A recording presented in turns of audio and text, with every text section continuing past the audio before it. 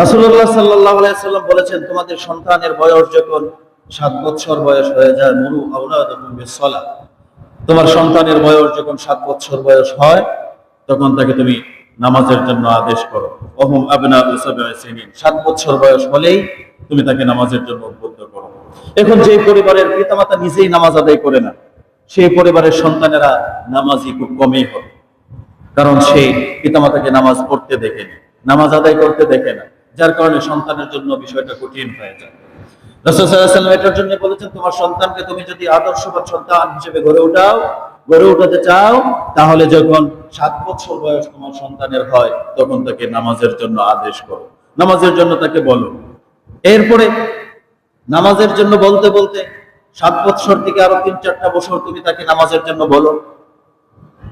10 বছর যখন হয়ে যায়, ওয়াদরিবুহুম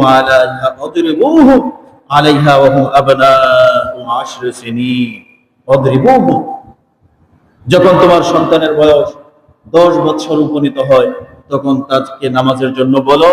আর নামাজ পড়তে সে যদি অনীহা প্রকাশ করে, প্রয়োজন বোধে তাকে মৃদু প্রহার করো, প্রয়োজন বোধে হালকা কিছু মাইর দাও, শাসন করো, শাসনের আওতায় নিয়ে আসো, তবু তাকে নামাজের জন্য উদ্বুদ্ধ করো, নামাজি বানাও, মসজিদমুখী করো।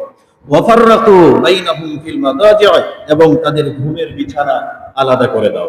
যখন সন্তানের বয়স 10 বছর হয়ে যাবে তখন কি করতে হবে?